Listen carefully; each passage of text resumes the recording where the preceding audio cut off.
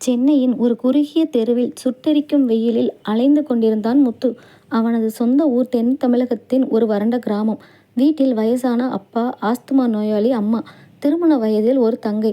குடும்பத்தின் ஒட்டுமொத்த வறுமையையும் தன் ஒற்றை தோளில் சுமந்து ஏதாவது ஒரு வேலை கிடைத்துவிடாதா, அம்மாவின் மருத்துவ செலவிற்கும் தங்கையின் திருமணத்திற்கும் உதவ முடியாதா என்ற நம்பிக்கையில் சென்னைக்கு வந்திருந்தான். ஆனால் சென்னை அவனுக்கு அத்தனை எளிதாக அடைக்கலம் தரவில்லை. படித்த படிப்பிற்கு வேலை கிடைக்கவில்லை, அனுபவம் இல்லை, இங்கிலீஷ் பேச தெரியாது என்று சொல்லி ஒவ்வொரு நிறுவனத்தில் இருந்தும் அவன் கழுத்தை பிடித்து வெளியேற்றப்படாத குறைதான். கையில் இருந்த சொற்ப பணமும் தீர்ந்து போக பிளாட்பாரத்திலும் கடை வாசல்களிலும் தூங்கத் தொடங்கினான்.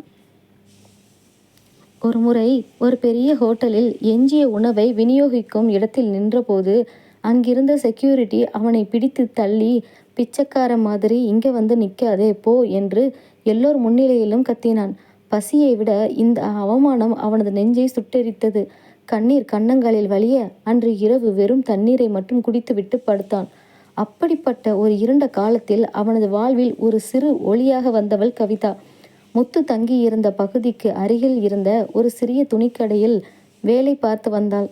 முத்துவின் ஏழ்மையையும் அவனது நேர்மையையும் கண்டு அவள் மேல் அவளுக்கு காதல் மலர்ந்தது.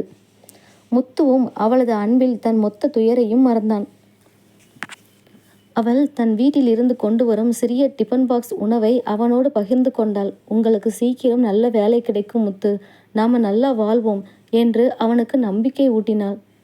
ஆனால் விதி அவனுக்கு அங்கும் ஒரு சோதனையை வைத்தது. கவிதாவின் வீட்டில் அவளுக்கு மாப்பிள்ளை பார்க்க தொடங்கினர். ஒரு நாள் கவிதா அழுது கொண்டே முத்துவிடம் வந்தாள். எங்கள் அப்பாவுக்கு உடம்பு சரியில்லை முத்து, நம்ம அடுத்த மாதம் கல்யாணம் பண்ணிக்க சொல்லி கட்டாயப்படுத்துகிறாங்க. நீங்கள் வந்து எங்கள் அம்மா கிட்ட பேசுங்க என்றாள். முத்து தன் பாக்கெட்டை தொட்டு பார்த்தான். அங்கு சில சில்லறை காசுகள் மட்டுமே இருந்தன. தங்குவதற்கே இடமில்லாத நான் எப்படி இன்னொரு ஜீவனை தாங்குவது? தன் வறுமை கவிதாவின் வாழ்வையும் அழித்துவிடும் என்று அவனுக்கு புரிந்தது. நெஞ்சு வெடிக்கும் துயரத்துடன் கவிதாவின் கைகளை பிடித்து கொண்டு சொன்னான். என்னை மறந்துடு கவிதா, உன்னை நல்லா வச்சுக்கிற தகுதி எனக்கு இல்லை. என் வறுமை உன்னையும் பிடிச்சிட போகுது. நீ நல்லா இருக்கணும், அதுதான் எனக்கு முக்கியம். அவள் கதறி அழுதாள். ஆனால் வறுமை அவளை அவனிடமிருந்து பிரித்து அழைத்து சென்றது. காதலும் தோற்றுப்போன அந்த இரவில் சென்னை நகரின் மலையில் நனைந்தபடி முத்து கத்தி அழுதான். மறுபுறம் கிராமத்தில் முத்துவின் பெற்றோர் அவனையே நினைத்து உருகி கொண்டிருந்தனர். ஒவ்வொரு முறை ஃபோன் ரிங் ஆகும் போதும் என் புள்ள ஃபோன் பண்ணுறான் என்று அம்மா ஓடி வந்து எடுப்பாள்.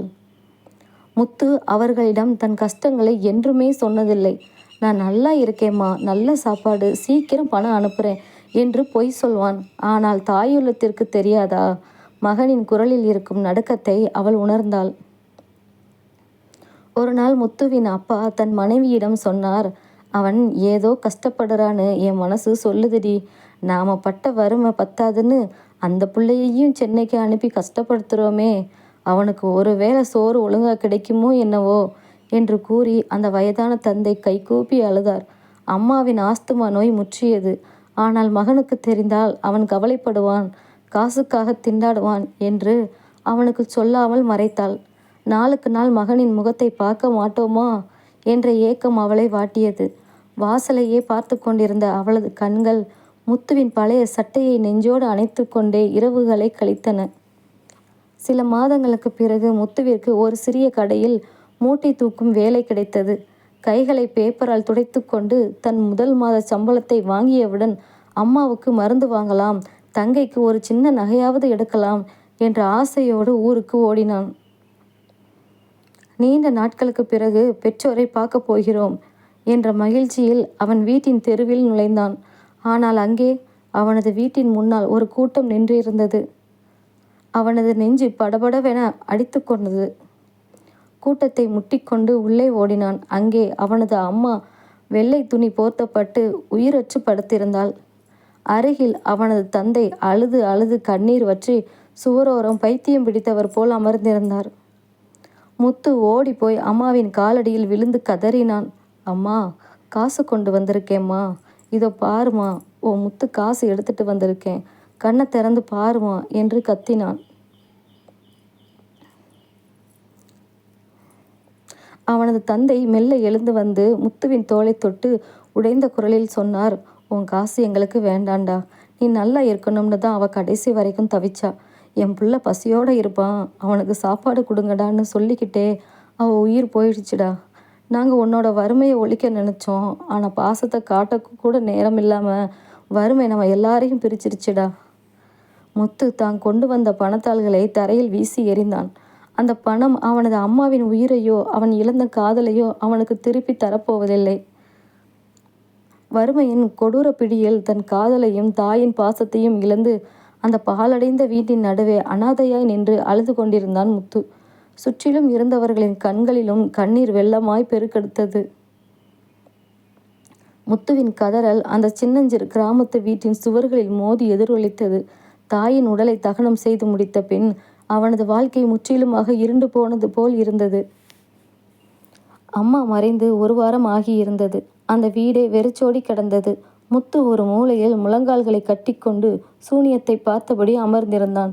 அவனது தந்தை ராமநாதன் தன் மனைவியின் சாம்பல் முடிச்சை ஒரு துணியில் முடிந்து வைத்து கொண்டு உடைந்த சிலையாக வாசலில் உட்கார்ந்திருந்தார். தங்கை செல்வி அழுது அழுது கண்கள் வீங்கி போயிருந்தாள். வீட்டில் சமைக்க ஒரு பிடி அரிசி கூட இல்லை. வறுமை அம்மாவின் உயிரை குடித்த பிறகும் அவர்களை விடுவதாக இல்லை. பசி மீண்டும் அவர்களை உலுக்கியது. ஒரு நாள் மாலை ராமநாதன் மெல்ல முத்துவின் அருகில் வந்தார். அவனது தோளில் தன் நடுங்கும் கையை வைத்தார். அந்த தொடுதல் பல வருட உழைப்பால் தேய்ந்து போன ஒரு தந்தையின் பாசத்தை உணர்த்தியது. முத்து என்று கூப்பிட்டார். அவரது குரல் பாறைகளுக்கு இடையே கசியும் நீர் போல உடைந்திருந்தது. அம்மா போயிட்டான்னு நீ இப்படியே உட்கார்ந்திருந்தா உன் தங்கச்சியோட வாழ்க்கை என்னாகுண்டா? அவளுக்கு இன்னும் கல்யாணம் ஆகலை. கடங்காரங்க வாசல்ல வந்து நிற்கிறாங்க. நீ சென்னைக்கு திரும்ப போய்த்தான் ஆகணும். முத்து அதிர்ச்சியோடு நிமிர்ந்து பார்த்தான். இல்லப்பா, உங்களையும் தங்கச்சியையும் இந்த நிலைமையில விட்டுட்டு என்னால் வர முடியாது. சென்னை என்னை வாழ வைக்கலப்பா. என் காதலை பறிச்சிருச்சு. அம்மாவோட கடைசி முகத்தை கூட பார்க்க விடாம பண்ணிருச்சு. நான் வரலப்பா. ராமநாதன் முத்துவின் கைகளை பிடித்து கொண்டார். கண்களில் நீர் முட்ட, எனக்கு தெரியும்டா, நீ அங்கே பட்ட கஷ்டம் எல்லாம் எனக்கு தெரியும். அம்மாவும் நானும் ராத்திரி முழுக்க உன்னை நினச்சி அழுதுகிட்டே இருப்போம். என் பிள்ளை ஒருவேளை சோறுக்கு அங்கே என்ன தவிக்கிறானோன்னு உன் அம்மா ஒவ்வொரு நாளும் உருக்கிக்கிட்டு இருந்தா. நீ அங்கே கஷ்டப்படுறது தெரிஞ்சா நாங்கள் இங்கே நிம்மதியாக கஞ்சி குடிப்போமா? அதான் உன்கிட்ட மறைச்சோம். அவர் தம் மடியில் இருந்த ஒரு சிறிய சுருக்காம்பையை எடுத்தார். அதில் சில அழுக்கு படிந்த 100 ரூபாய் தாள்கள் இருந்தன. இது உன் அம்மா சாகிறதுக்கு முன்னாடி அவ காதில் இருந்த சின்ன கம்மலை கலட்டி விற்று எனக்கே தெரியாமல் சேர்த்து வச்ச காசுடா. என் புள்ள சென்னைக்கு திரும்ப போகும்போது வச்சுக்க சொல்லுங்கன்னு என்கிட்ட கொடுத்துட்டு போனா. அவளோட ஆசீர்வாதம் இது. போயிட்டு வாப்பா. உன் தங்கச்சியை நீ தான் கரை சேர்க்கணும். தாயின் பாசமும் தந்தையின் ஏக்கமும் கலந்த அந்த பணத்தை வாங்கிய போது முத்துவின் கைகள் நடுங்கின. அம்மாவின் நினைவாக, தங்கையின் எதிர்காலத்திற்காக மீண்டும் அந்த நரகத்திற்குள் நுழைய அவன் சம்மதித்தான். மீண்டும் சென்னை, அதே அவமானங்கள், அதே பசி. ஆனால் இந்த முறை முத்துவின் கண்களில் ஒரு வெறி இருந்தது. தற்கொலை செய்து கொள்ளும் எண்ணம் கூட அவனுக்கு வரவில்லை. ஏதேனும் செய்து தன் குடும்பத்தை காப்பாற்ற வேண்டும் என்ற ஒரே குறிக்கோள் மட்டுமே இருந்தது. மூட்டை தூக்கும் வேலையை விட்டுவிட்டு ஒரு பெரிய வணிக வளாகத்தில் இரவு நேர காவலாளியாக சேர்ந்தான். பகல் நேரத்தில் ஒரு ஹோட்டலில் பாத்திரங்கள் கழுவும் வேலை. தூக்கம் என்பதே அவனது வாழ்க்கையில் இல்லாமல் போனது. ஒரு நாள் இரவு வணிக வளாகத்தின் வாசல் கதவை முத்து பூட்டி கொண்டிருந்தான். அப்போது ஒரு சொகுசு கார் அங்கு வந்து நின்றது. அதில் இருந்து ஒரு பெண்ணும் அவளது கணவனும் இறங்கினர். தியேட்டரில் நள்ளிரவு காட்சி படம் பார்ப்பதற்காக அவர்கள் வந்திருந்தனர். அந்த பெண்ணை பார்த்த முத்து அப்படியே சிலையாக உறைந்து நின்றான். அவள் கவிதா. அவள் பட்டு புடவை உடுத்தி கைகளில் தங்க வளையல்களோடு நெற்றியில் குங்குமத்துடன் வசதியாக நின்றிருந்தாள். கவிதாவும் முத்துவை பார்த்துவிட்டாள். அவளது கையில் இருந்த பர்ஸ் கீழே விழுந்தது. இருவரின் கண்களும் பேசிக்கொண்டன. அவளது கண்களில் குற்ற உணர்ச்சியும் அளவற்ற துயரமும் தேங்கியிருந்தன. அவளது கணவன், என்ன கவிதா, என்னாச்சு என்று கேட்டபடியே பர்ஸை எடுத்து கொடுத்தான். முத்து தன் கிழிந்த செக்யூரிட்டி உடையையும் தன் கைகளில் இருந்த தழும்புகளையும் பார்த்தான். அன்று அவன் அவளை பிரியாமல் இருந்திருந்தால் அவளையும் இந்த வறுமைதானே சூழ்ந்திருக்கும். இப்போது அவள் நல்ல உடைகளுடன் பசி இல்லாமல் வாழ்கிறாள். அது போதும் என்று அவன் மனதை தேற்றிக்கொண்டான். கவிதா தன் கணவனுடன் உள்ளே நடக்கும்போது முத்துவை திரும்பி பார்த்தாள். அவளது கண்ணில் இருந்து ஒரு சொட்டு கண்ணீர் கன்னத்தில் வழிந்தது. முத்து அவளை பார்த்து மெலிதாக புன்னகைத்து தன் தலையை குனிந்து கொண்டான். நீ நல்லா இரு கவிதா, என் வறுமை என்ன மட்டும் அழிக்கட்டும், உன்னை அல்ல என்று மனதிற்குள் சொல்லிக்கொண்டான். காதலின் இறுதி அத்தியாயம் அங்கேயே மௌனமாக முடிந்தது. அதன் பிறகு முத்து இன்னும் தீவிரமாக உழைத்தான். அவனது நேர்மையைக் கண்டு அந்த வணிக வளாகத்தின் மேலாளர் அவனை தன் அலுவலகத்தில் ஒரு சிறிய உதவியாளராக சேர்த்தார். கம்ப்யூட்டர் இயக்க கற்றுக்கொண்டான். 2 வருடங்கள் உருண்டோடின. முத்து கொஞ்சம் கொஞ்சமாக பணம் சேர்த்து தன் ஊர் கடன்களை எல்லாம் அடைத்தான். தங்கைக்கு ஒரு நல்ல வரன் பார்த்து அவளது திருமணத்தையும் சிறப்பாக நடத்தி முடித்தான். இப்போது முத்துவிடம் பணம் இருந்தது, ஒரு நல்ல வேலை இருந்தது, சமுதாயத்தில் மரியாதையும் இருந்தது. வறுமை விலகிய அந்த நாளில் அவன் தன் சொந்த ஊருக்கு ஒரு காரில் வந்து இறங்கினான். கையில் தன் முதல் பெரிய போனஸ் பணத்தோடு தன் வீட்டிற்குள் நுழைந்தான். ஆனால் அங்கே அவனுக்காக காத்திருக்க யாரும் இல்லை. அவனது தங்கை திருமணத்திற்கு பிறகு என் கடமை முடிந்தது என்று சொல்லி சில மாதங்களுக்கு முன்புதான் படுக்கையிலேயே உயிர் பிரிந்தார். முத்து வேலை பளுவினால் வர முடியாத நேரத்தில் அது நடந்திருந்தது.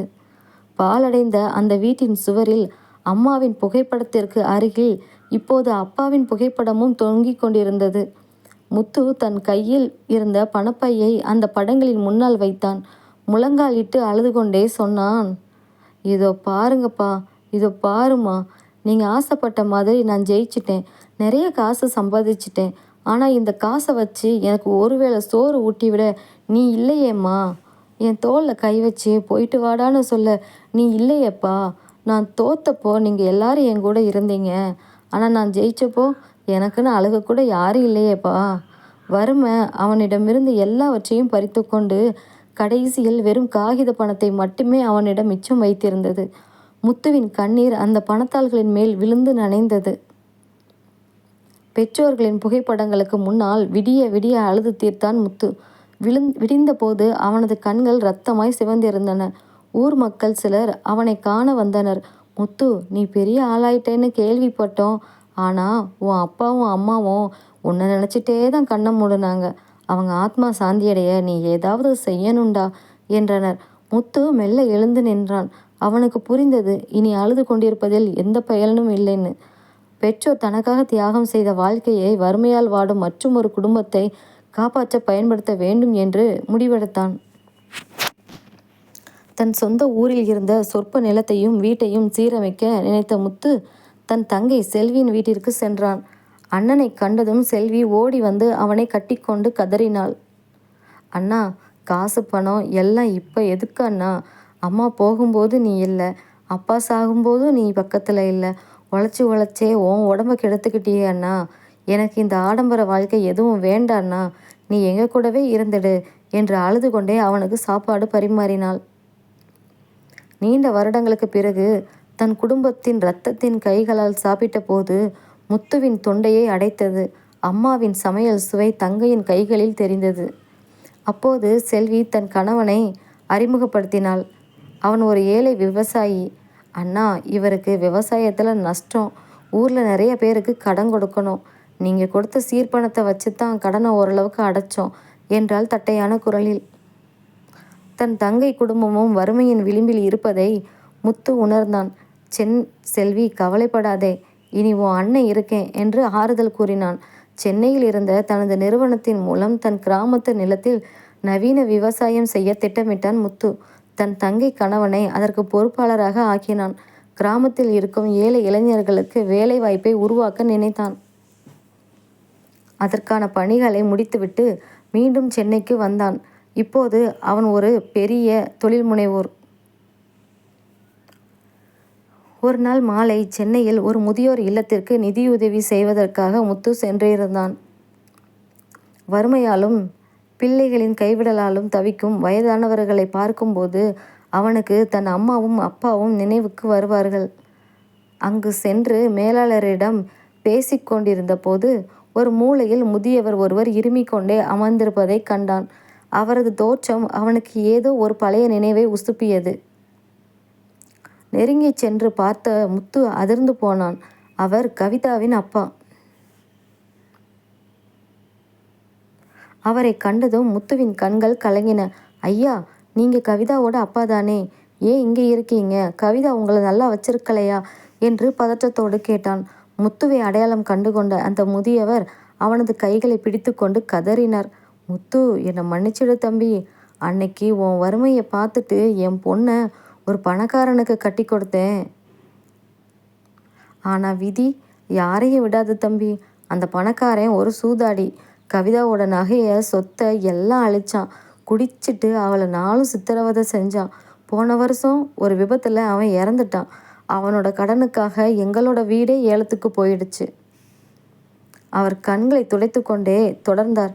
இப்போ என் பொண்ணு கவிதா அவளோட சின்ன குழந்தையோட ஒரு சின்ன வாடகை அறையில் தங்கி துணிக்கடையில் வேலை செஞ்சுக்கிட்டு இருக்கா.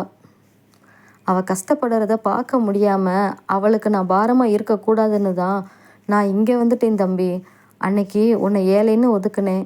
இன்னைக்கு என் குடும்பமே நடுத்தருவில் நிற்கிது என்று அழுது கொண்டே முத்துவின் காலில் விழப்போனார். முத்து அவரை தடுத்து நெஞ்சோடு அணைத்து கொண்டான். அவனது காதலி அன்று காரியேறி சென்றவள் இன்று மீண்டும் அதே வறுமையின் பிடியில் சிக்கி தவிக்கிறாள் என்பதை அவனால் தாங்கிக் கொள்ள முடியவில்லை. வறுமை எவ்வளவு கொடூரமானது என்பதை அவன் அறிவான். முத்து நேராக கவிதா வேலை செய்யும் அதே பழைய துணிக்கடைக்கு சென்றான். தூரத்திலிருந்து அவளை பார்த்தான். கலைந்த தலைமுடி, சோர்ந்த முகம், கைகளில் ஒரு சிறு குழந்தை. கஸ்டமர்களிடம் தலை குனிந்து சேலைகளை எடுத்து காட்டிக் கொண்டிருந்தாள். முத்து அவளுக்கு முன்னால் போய் நிற்கவில்லை. அவளது தற்பெருமை காயப்படக்கூடாது என்று நினைத்தான். அவன் அந்த கடையின் உரிமையாளரை ரகசியமாக சந்தித்தான். ஒரு பெரிய தொகையை கொடுத்து, இனி கவிதாவிற்கு சம்பளத்தை 3 மடங்காக கொடுங்கள். அவளுக்கு ஒரு நல்ல வீட்டை வாடகைக்கு எடுத்து கொடுங்கள். ஆனால் இதை செய்வது நான் என்று அவளுக்கு தெரியக்கூடாது என்று சத்தியம் வாங்கி கொண்டான். அதேபோல் கவிதாவின் அப்பாவை அந்த முதியோர் இல்லத்தில் இருந்து அழைத்து வந்து ஒரு நல்ல மருத்துவமனையில் சேர்த்து அவளது குழந்தைக்கு தேவையான அனைத்து கல்வி செலவுகளையும் தன் பெயரை குறிப்பிடாமல் இரகசியமாக செய்ய தொடங்கினான். சில மாதங்களுக்கு பிறகு கிராமத்தில் முத்து தொடங்கிய விவசாய திட்டம் பெரிய வெற்றி அடைந்தது. கிராமமே வறுமையில் இருந்து மீண்டது. தன் தங்கை குடும்பம், கவிதாவின் குடும்பம் என எல்லோரையும் வறுமையின் பிடியில் இருந்து காப்பாற்றி விட்டான் முத்து. கடைசியாக தன் பெற்றோரின் திதி அனுகூலத்திற்காக ஊருக்கு வந்தான் முத்து.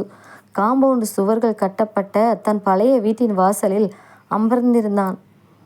அப்போது அவனது ஃபோனுக்கு ஒரு மெசேஜ் வந்தது. கவிதாவின் அப்பா தான் அனுப்பியிருந்தார். முத்து, நீ மறைமுகமாக செய்கிற உதவி கவிதாவுக்கு தெரிஞ்சிருச்சு. அவள் அழுதுகிட்டே இருக்கா. உன்னை பார்க்கணும்னு சொல்கிறா. முத்துவின் கண்களில் மெல்லிய புன்னகையோடு கண்ணீர் வழிந்தது. அவன் ஃபோனை அணைத்துவிட்டு வானத்தை பார்த்தான். அங்கே மேக கூட்டங்களுக்கு இடையே அவனது அம்மாவும் அப்பாவும் சிரிப்பது போல் அவனுக்கு தோன்றியது. அவன் மனதிற்குள் சொன்னான், அம்மா, அப்பா, அன்னைக்கு என்னை காப்பாற்ற நீங்கள் பட்ட வறுமை வீண் போகலை. உங்கள் பிள்ளை இன்னைக்கு பல பேரோட வறுமையை தொடச்சி அவங்க கண்ணீரை தொடச்சிருக்காம்மா. என்னோட காதல் தோத்தாலும் உங்கள் பாசம் என்னைக்கும் தோக்கடிக்கலம்மா. காத்து அவனது கண்ணீரை துடைத்து செல்ல முத்து தன் பெற்றோரின் நினைவுகளோடு தான் செய்த தியாகங்களின் நிம்மதியோடும் அந்த பழைய வீட்டின் வாசலில் அமைதியாக அமர்ந்திருந்தான். இம்முறை அவனது கண்ணீரில் வலி இல்லை, ஒரு ஆத்மார்த்தமான நிம்மதி இருந்தது. முத்து பெற்றோரின் நினைவுகளில் மூழ்கியிருந்த அந்த மாலை வேளையில் கிராமத்து வீட்டின் துருப்பிடித்த இரும்பு கேட் திறக்கும் சத்தம் கேட்டது. முத்து மெல்ல தலையை நிமிர்த்தி பார்த்தான். வாசலில் கவிதா நின்றிருந்தாள். அவளது கைகளில் 5 வயது மதிக்கத்தக்க ஒரு பெண் குழந்தை இருந்தது. கவிதாவின் கண்கள் அழுது அழுது வீங்கி இருந்தன. அவளுக்கு பின்னால் அவளது வயதான தந்தை குற்ற உணர்ச்சியோடு தலை குனிந்து நின்றிருந்தார். முத்துவை அசிஸ்டன்ட் கமிஷனர் ஆஃபீஸிலோ அல்லது பெரிய காரிலோ தான் பார்ப்போம் என்று நினைத்த கவிதாவிற்கு அவன் தன் பழைய கிழிந்த சுவர்கள் கொண்ட அந்த ஏழை வீட்டின் திண்ணையில் சாதாரண மனிதனாக அமர்ந்திருப்பதை பார்த்ததும் நெஞ்சு வெடித்தது. அவள் ஓடி வந்து முத்துவின் காலடியில் விழுந்து கதறினாள். எதுக்கு முத்து, எதுக்கு எனக்கு இந்த உதவி? அன்னைக்கு உன்னை அனாதையா பிளாட்பாரத்தில் நிற்க வச்சுட்டு ஒரு பணக்காரன் கையை பிடிச்சிட்டு போனவடானா. உன்னோட வறுமையை பார்த்துட்டு உன்னை உதறிட்டு போனவளுக்கு இன்னைக்கு நீ ஏன் உன்னோட வியர்வை காசை கொடுக்கணும்? என்னை ஏன்பா இப்படி செய்கிற என்று அவளது கைகள் முத்துவின் கால்களை கட்டி கொண்டன. முத்து பதறிப்போய் அவளை தூக்கிவிட்டான். அவளது குழந்தையை பார்த்து அதன் கண்ணீரை தன் விரல்களால் துடைத்தான்.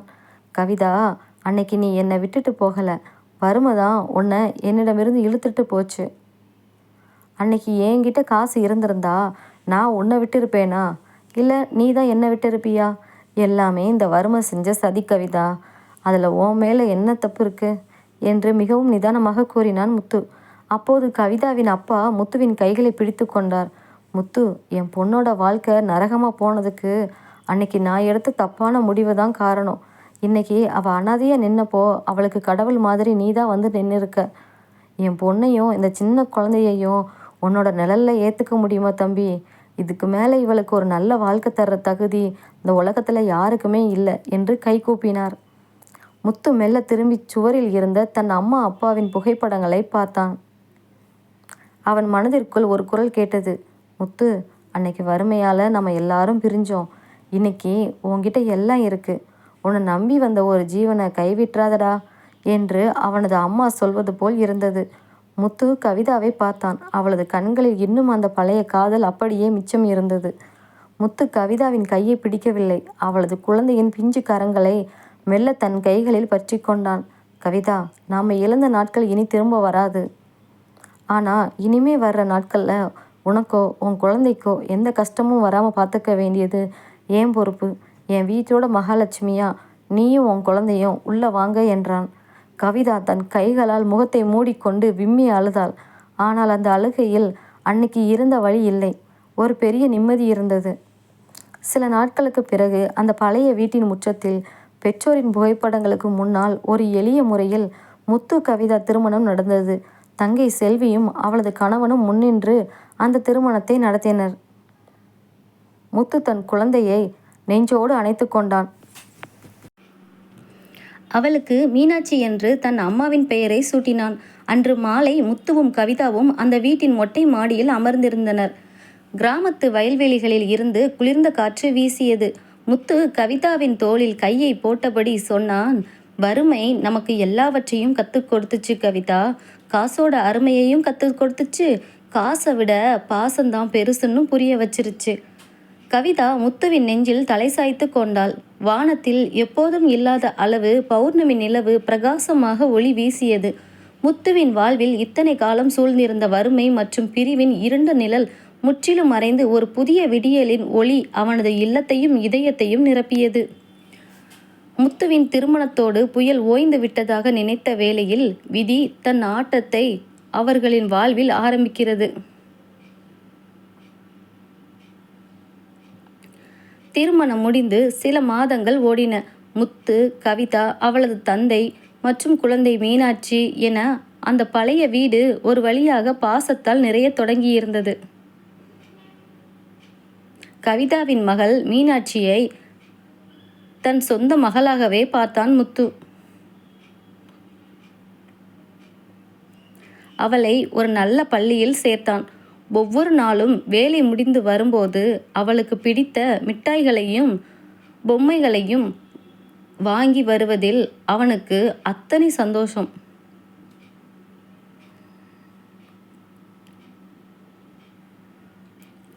ஆனால் கிராமத்து மனிதர்களின் மனங்களில் இருக்கும் வறுமை பணத்தால் மாறுமே தவிர பொறாமையால் மாறுவதில்லை.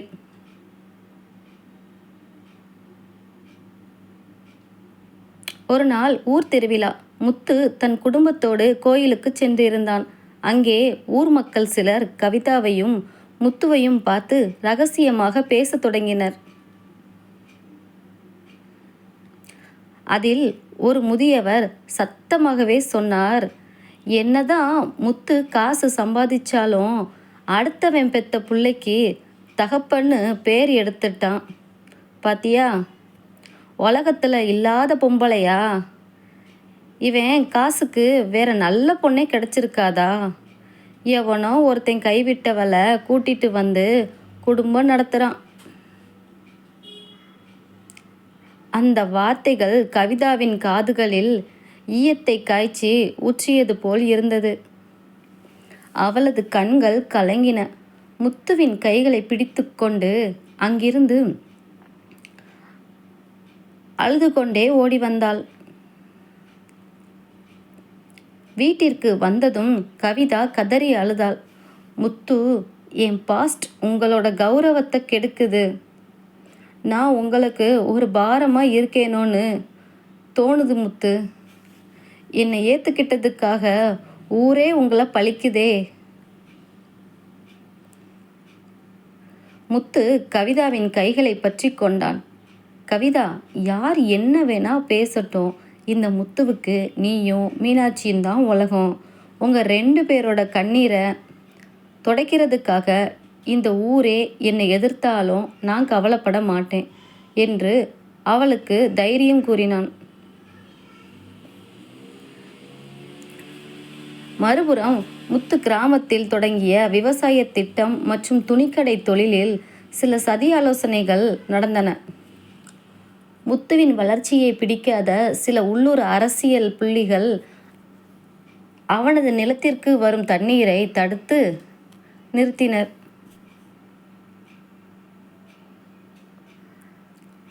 விவசாயம் செய்ய முடியாமல் பயிர்கள் கருகத் தொடங்கின. முத்துவின் தங்கை கணவன் ஓடி வந்து, மச்சான், நாம் வச்ச பயிரெல்லாம் தண்ணி இல்லாமல் கருகி போச்சுன்னா போட்ட காசு எல்லாம் நஷ்டமாகிடும் போல இருக்கு. கடங்காரங்க மறுபடியும் வாசல்ல வந்து நிற்பாங்களோன்னு பயமாயிருக்கு என்று பதறினான். சென்னையில் இருந்த தனது சேமிப்பு முழுவதையும் கிராமத்து விவசாயத்தில்தான் முதலீடு செய்திருந்தான் முத்து. மீண்டும் பழையபடி வறுமை தன் வாசலை தட்டுகிறதோ என்ற பயம் அவனுக்குள் லேசாக எட்டி பார்த்தது. இரவு பகலாக நிலத்திலேயே கிடந்து உழைத்தான். ஆனால் அதிகார வர்க்கத்தின் சதியால் அவனுக்கு தண்ணீர் கிடைக்கவில்லை. துன்பங்கள் எப்போதும் ஒற்றையாக வருவதில்லை என்பார்கள்.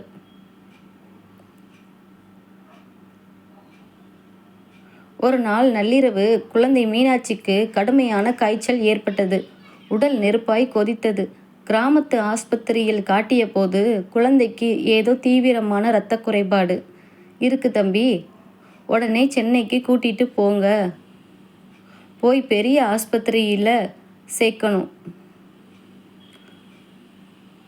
லட்சக்கணக்கில் செலவாகும் என்று சொல்லிவிட்டார்கள். முத்துவின் கையில் அப்போது பெரிய அளவில் பணம் இல்லை. கருகிய பயிர்களாலும் முடக்கப்பட்ட தொழிலாலும் அவனது வங்கி கணக்குகள் காலியாக இருந்தன. அம்மாவை இழந்த அதே தவிப்பு மீண்டும் முத்துவுக்குள் வந்தது. கவிதா தன் குழந்தையை கட்டிக்கொண்டு, முத்து, என் பிள்ளைய காப்பாத்துங்க முத்து, எனக்கு அவளை விட்டா யாரும் இல்லை என்று அழுது புரண்டாள். முத்து சென்னைக்கு ஓடினான். தனக்கு தெரிந்த நண்பர்கள், தான் வேலை பார்த்த கம்பெனி முதலாளிகள் என எல்லோர் வாசலிலும் நின்றான். அன்னைக்கு வறுமையால் அம்மாவை காப்பாற்ற முடியாமல் போனது, இன்று தன் மகளை காப்பாற்ற முடியாமல் போய்விடுமோ என்று பயம் அவனை கொன்றது. பணம் கிடைக்காமல் அலைந்துவிட்டு உடைந்த இதயத்தோடு முத்து மருத்துவமனை வாசலில் அமர்ந்திருந்தான். அப்போது அவனது தங்கை செல்வி அங்கே வந்தாள். அவள் தன் கழுத்தில் இருந்த தாலிச் சங்கிலியை தவிர மற்ற அனைத்து நகைகளையும் தன் காது கம்மல்களையும் கலற்றி முத்துவின் கைகளில் வைத்தாள். அண்ணா, அன்னைக்கு நீ எனக்காக உன் வாழ்க்கையையே அடகு வச்சு சென்னைக்கு ஓடின. இன்னைக்கு என் புள்ள மாதிரி இருக்கிற மீனாட்சிக்கு உடம்பு சரியில்லை. இந்த நகையெல்லாம் நீ எனக்கு போட்டது தான் அண்ணா. இதை வச்சு என் மருமகளை காப்பாத்துண்ணா என்று அழுதாள். தங்கையின் பாசத்தை கண்டு முத்து அவளை கட்டி கொண்டு அழுதான். அந்த நகைகளை விற்று மீனாட்சிக்கு ஆபரேஷன் செய்யப்பட்டது. குழந்தை மெல்ல கண் திறந்து அப்பா என்று முத்துவின் கைகளை பற்றினாள். குழந்தை குணமடைந்ததும் முத்து புதிய பலத்தோடு கிராமத்திற்கு திரும்பினான். இந்த முறை சதி செய்தவர்களுக்கு எதிராக சட்டம் மூலம் போராடினான். கிராமத்து இளைஞர்களை ஒன்று திரட்டி தண்ணீரை தடுத்த அரசியல்வாதிகளுக்கு எதிராக போராடி தன் நிலத்திற்கான தண்ணீரை மீட்டெடுத்தான். கருகிய நிலங்கள் மீண்டும் பச்சை பசேலென மாறின. ஒரு மாலை வேளையில் முத்து தன் மகளை தோளில் தூக்கி சுமந்தபடி வயல்வெளியில் நடந்து கொண்டிருந்தான். பின்னால் கவிதா புன்னகையோடு நடந்து வந்தாள்.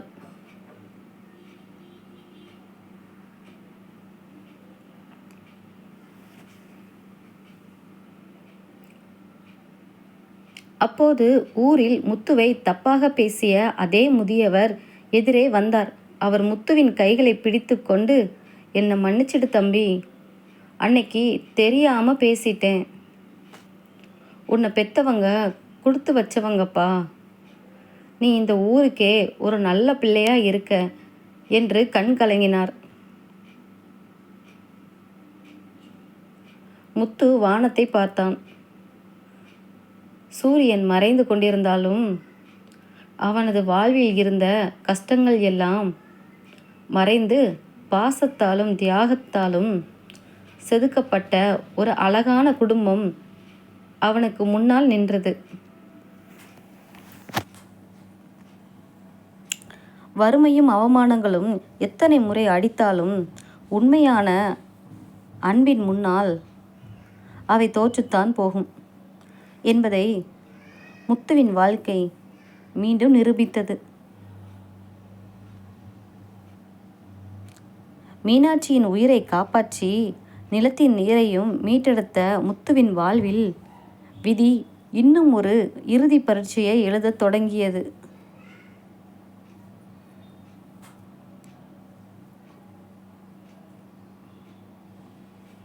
முத்துவின் கடின உழைப்பால் கருகிய வயல்கள் எல்லாம் மீண்டும் நெல்மணிகளால் சிரித்தன. குழந்தை மீனாட்சி முழுமையாக குணமடைந்து துள்ளி குதித்து ஓடி விளையாடினாள். கவிதாவின் முகத்தில் பல வருடங்களுக்கு பிறகு நிம்மதியான புன்னகை குடியேறி இருந்தது. ஆனால் அமைதியாக ஓடும் நதியில் திடீரென விழும் பாறையைப் போல ஒரு நாள் மதியம் அந்த வீட்டின் வாசலில் ஒரு கார் வந்து நின்றது. காரில் இருந்து இறங்கிய மனிதனை பார்த்ததும் திண்ணையில் அமர்ந்து குழந்தைக்கு சோறு ஊட்டி கொண்டிருந்த கவிதாவின் கையில் இருந்த தட்டு கீழே விழுந்து சிதறியது. அவளது உடல் நடுங்கத் தொடங்கியது. அவன் ஆகாஷ், கவிதாவின் முன்னாள் கணவன்.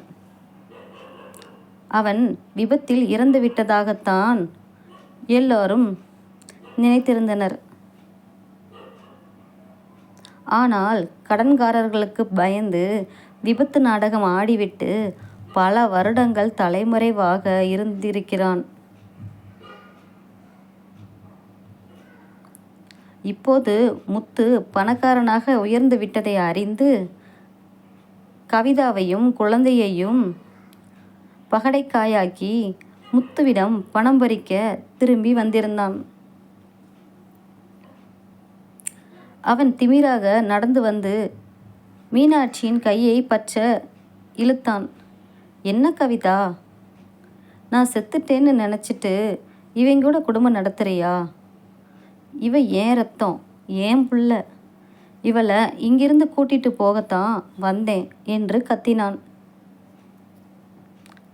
குழந்தை பயந்து போய் அப்பா அப்பா என்று கத்தி அழுதது. சத்தம் கேட்டு உள்ளிருந்து ஓடி வந்த முத்து ஆகாஷின் கையை தட்டிவிட்டு குழந்தையை தன் நெஞ்சோடு அணைத்து கொண்டான். யார் தம்பி நீ? என் வீட்டு வாசல்ல வந்து என் புள்ள கை மேலே கை வைக்கிற என்று சிங்கமாக கர்ச்சித்தான் முத்து. ஆகாஷ் ஏளனமாக சிரித்தான். ஓம் பிள்ளையா? சட்டம் பேசாத முத்து. சட்டப்படி இவ என் பொண்ணு, கவிதா என் பொண்டாட்டி. என் பொண்டாட்டியும் பிள்ளையும் வேணும்னா எனக்கு 50 லட்சம் பணம் வேணும். இல்லைனா கவிதாவையும் குழந்தையையும் போலீஸ் வச்சு தூக்கிட்டு போயிடுவேன் என்று மிரட்டினான். அன்று இரவு அந்த வீடே இடிந்து விழுந்தது போல் இருந்தது. கவிதா முத்துவின் கால்களில் விழுந்து கதறினாள். முத்து, அந்த பாவி மறுபடியும் என் வாழ்க்கையை நரகமாக்க வந்துட்டான். சட்டம் அவனுக்கு சாதகமாக இருக்கு முத்து. அவனுக்கு பயந்து நான் வாழலை. ஆனால் அவனால் உங்கள் கௌரவம் போயிடுமே. நான் என் குழந்தைய கூட்டிட்டு எங்கேயாவது ஓடி போயிடுறேன். நீங்கள் நிம்மதியாக இருங்க என்று அழுது புரண்டாள். முத்து அவளை தூக்கி நிறுத்தினான். அவனது கண்கள் சிவந்திருந்தன. கவிதா, அன்னைக்கு வறுமையால் உன்னை என்னால் காப்பாற்ற முடியலை. ஆனால் இன்னைக்கு என்கிட்ட காசும் இருக்குது, உங்களை நெஞ்சில் தாங்குகிற துணிச்சலும் இருக்குது. அந்த பாவிக்கு நான் ஒரு பைசா கூட தரமாட்டேன். என் பிள்ளையோட வாழ்க்கையை வச்சு வியாபாரம் பேச அவனுக்கு என்ன தகுதி இருக்கு என்று உறுதியாக சொன்னான். விஷயம் நீதிமன்றம் வரை சென்றது. ஊரே திரண்டு வந்து வேடிக்கை பார்த்தது. ஆகாஷ் தன் வக்கீல் மூலம் முத்து கவிதாவை தவறான வழியில் கூட்டி வந்து வாழ்கிறான் என்றும் தன் குழந்தையை தனக்கே திருப்பித்தர வேண்டும் என்றும் வாதாடினான். நீதிபதி குழந்தையை கூண்டில் நிறுத்தச் சொன்னார். 5 வயது மீனாட்சி பயந்து போய் அழுது கொண்டே நின்றாள். நீதிபதி அவளிடம் மென்மையாக கேட்டார், பாப்பா, அங்க நிற்கிறாரே, அவர்தான் உன் உண்மையான அப்பா. நீ அவரோட போறியா இல்லை இவரோட போறியா? முழு நீதிமன்றமும் அமைதியானது. கவிதா நெஞ்சில் கை வைத்து கொண்டு நின்றாள். முத்துவின் கண்கள் கலங்கியபடி தன் மகளையே பார்த்து கொண்டிருந்தன. மீனாட்சி தன் பிஞ்சு விரல்களால் கண்ணீரை துடைத்து கொண்டு ஆகாஷை பார்த்து சொன்னாள், அவர் என் அப்பா இல்லை. அவர் எப்பவும் அம்மாவை அடிப்பார், என்னை தள்ளி விடுவார். நான் பசியில் அழுதப்போ எனக்கு சாப்பாடு தரலை. பிறகு முத்துவை பார்த்து அவளது முகத்தில் ஒரு தேவதையின் புன்னகை வந்தது. இதோ இவர்தான் என் அப்பா. எனக்கு உடம்பு சரியில்லாதப்போ தூங்காமல் அழுதுகிட்டே இருந்தார். அவர்தான் என் அப்பா. நான் என் அப்பா கூட தான் போவேன் என்று கத்தினாள்.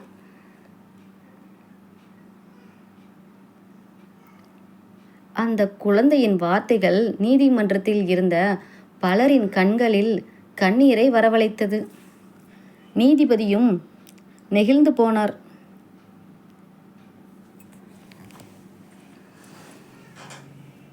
ஆகாஷ் குழந்தையை கொடுமைப்படுத்தியதற்கான பழைய மருத்துவ ஆதாரங்களையும் அவன் உயிரோடு இருந்து கொண்டே விபத்து நாடகமாடிய ஏமாற்று ஆவணங்களையும் முத்துவின் வக்கீல் நீதிமன்றத்தில் சமர்ப்பித்தார். நீதிபதி தீர்ப்பளித்தார். பெற்றெடுத்தால் மட்டும் ஒருவன் தந்தையாக்கிவிட முடியாது. பசியிலும் நோயிலும் குழந்தையை கைவிட்ட ஆகாஷுக்கு இந்த தார்மீக உரிமை இல்லை. குழந்தையை தன் சொந்த மகளாக காத்து நிற்கும் முத்துவிற்கே முழு வளர்ப்பு உரிமையும் வழங்கப்படுகிறது. மேலும் மோசடி செய்த ஆகாஷ் உடனடியாக கைது செய்யப்படுகிறான். போலீஸ் ஆகாஷின் கைகளை விலங்கு மாட்டினர். அவன் தலைகுனிந்து இழுத்துச் செல்லப்பட்டான். நீதிமன்றத்தை விட்டு வெளியே வந்த முத்து தன் மகள் மீனாட்சியை வாரி அணைத்து கொண்டான். கவிதா ஆனந்த கண்ணீருடன் முத்துவின் தோள்களை பற்றி கொண்டாள். அவர்கள் மீண்டும் தங்கள் கிராமத்து வீட்டிற்கு வந்தனர். முத்து நேராக தன் அம்மா அப்பாவின் புகைப்படத்திற்கு முன்னால் குழந்தையோடு நின்றான். அவனது கண்கள் நன்றியோடு கசிந்தன. அம்மா, அப்பா, வறுமை, அவமானம், கடந்த காலம்னு எல்லாமே எங்களை அழிக்க பார்த்துச்சும்மா. ஆனால் நீங்கள் எங்களுக்கு கொடுத்த அந்த பாசம் இருக்கே, அது எல்லா சோதனைகளையும் ஜெயிச்சு இன்னைக்கு எங்களை ஒன்றா நிற்க வச்சிருக்கு. வாசலில் குளிர்ந்த காற்று வீச தங்கை செல்வி ஆரத்தி எடுத்து அவர்களை வீட்டிற்கு வரவேற்றாள். வறுமையால் பிரிந்து கண்ணீரால் நனைந்து தியாகத்தால் ஒன்று சேர்ந்த அந்த மாபெரும் பாச போராட்டம் இனி பிரிக்க முடியாத ஒரு பேரன்பின் காவியமாக அந்த இல்லத்தில் நிலைத்து நின்றது. நன்றி.